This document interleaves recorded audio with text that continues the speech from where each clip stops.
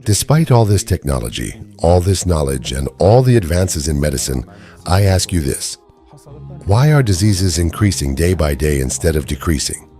How can we transform our habits? What should we pay attention to in order to at least reduce the harm? When should we eat? And how should we eat? How much should we eat? Instead of focusing on the misleading claims on the front of the label, we need to look at what's written in small letters on the back, the actual ingredients. Inshallah, we will discuss all of this together. أعوذ بالله من الشيطان الرجيم بسم الله الرحمن الرحيم الحمد لله رب العالمين الصلاة والسلام على رسولنا محمد وعلى آله وصحبه أجمعين. With Allah's permission and grace, seeking help from our Lord, we will, inshallah, begin a video series made up of several short videos with the intention of raising awareness. This series will move forward through a Qur'anic concept that people today are especially heedless of. Before we move on to that concept, I want to draw your attention to a different point, an issue we use very frequently today, and one that people have become especially sensitive to in recent times: the issue of boycotts. A boycott is a general stance taken against certain individuals, companies, or, today, the products of countries such as Israel, by refusing to buy those products and choosing to stay away from them. In this way, boycott lists are formed. Of course, this stance is one of the silent yet effective ways of standing against oppression.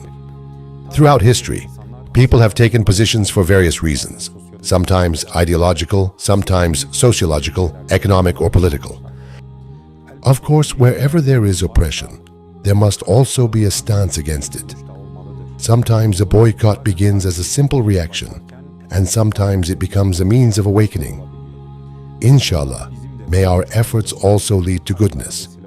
However, at the point we have reached today, boycotts often turn into a problem. Abandoning a product that should not be consumed, one that has the potential to harm human health, only to replace it with another product that is just as harmful. For example, think of a boycotted beverage. Take cola. Instead of the boycotted cola, choosing another cola marketed under a national or local label. In reality, this means choosing between two products with almost identical ingredients, changing only the label, and essentially choosing between poisons. Without realizing it, we end up opening a door of profit for others. This situation, unfortunately, pushes us toward an unfiltered and unmeasured approach to food.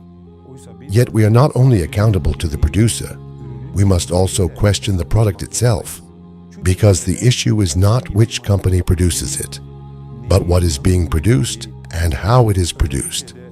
And when it comes to our core issue, one of the greatest forms of oppression in the world today is carried out subtly, silently, yet very deeply, through the issue of food, the most basic need for human survival. In other words, through what we eat. We know very well that the modern world places consumption at its center, and unfortunately, everything has become a product. Among numbers like calories, protein, and vitamins, the reality of the human being, the human essence, has been forgotten. This system works in such a way that, without realizing it, we sometimes become part of its machinery, and existing food cultures are being destroyed. That phrase, food cultures are being destroyed, may sound simple, but in their place we see people shifting toward taste-driven, pleasure-focused, and fast consumption. A profile of a person emerges who consumes without solid criteria, without thinking, yet gradually becomes the one who is consumed. As a solution to all of these problems, Allah, the Most Exalted, addresses not just a group of Muslims, but all of humanity, all people on earth, saying, "O humanity, eat from what is lawful and good on the earth and do not follow Satan's footsteps. He is truly your sworn enemy." We will return to the concepts of halal and pure later. But I want to draw your attention to one phrase in particular: the footsteps of Satan. Not all at once, but step by step. Today, those steps often sound like, what harm could it do? Everyone eats it anyway. It's just once. Nothing will happen. And without realizing it, we drift away from the truth and fall into this trap of consumption. Then, of course, the chain grows. Emotional instability, coldness in human relationships, imbalances in our bodies. And as a result, countless problems and illnesses begin to appear. In the Quran, Allah does not separate the concepts of halal and pure in many verses. And pure does not mean physical cleanliness alone. It refers to food that is in harmony with human nature, unprocessed, not stripped of its natural state, not excessive. Food that nourishes both the body and the soul. Food that carries meaning. But today's food, unfortunately, leads people to become disconnected from their true essence, from their nature, from their fitrah. And this disconnection does not remain only a physical illness. Despite all this technology, all this knowledge, and all the advances in medicine, I ask you, why are diseases increasing day by day instead of decreasing? Why have psychological struggles become so widespread? Why are children facing hormonal disorders?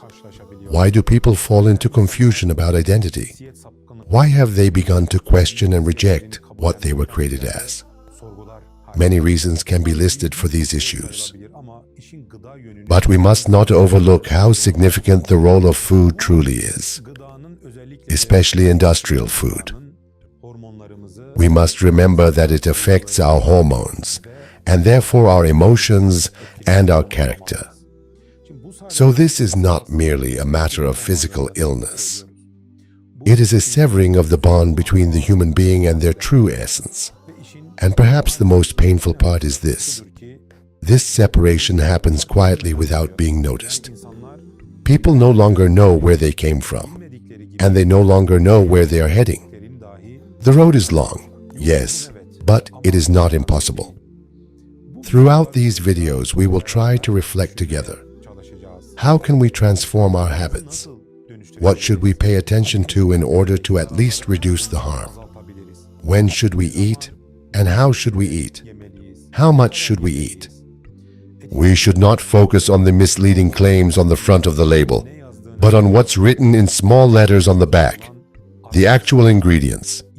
Insha'Allah, we will talk about all of this together. We must increase our knowledge and deepen our awareness.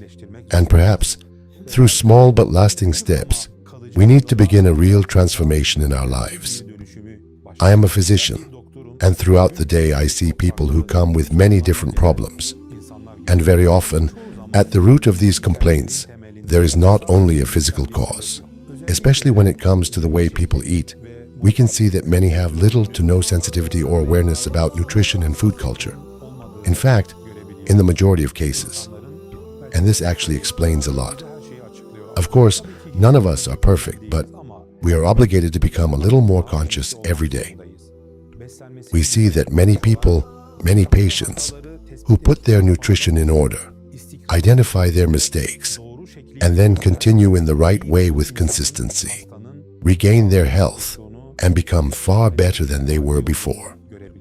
Today, especially in the Western world, people who see themselves as part of an elite or superior class tend to choose ways such as eating less, eating more simply, and living with filters and limits. Unlimited and unfiltered consumption, on the other hand, is often viewed as a habit of the lower classes. When we return to our own essence, we see that moderation in eating has been taught to us as an act of worship, and fasting is its most beautiful example. This principle exists not only in the heavenly religions, but also in many non-heavenly traditions and teachings. In Judaism, there is kosher dietary law. In Christianity, periods of fasting and abstinence are practiced. Even in Buddhism, a simple and minimal approach to eating is seen as a path to purification.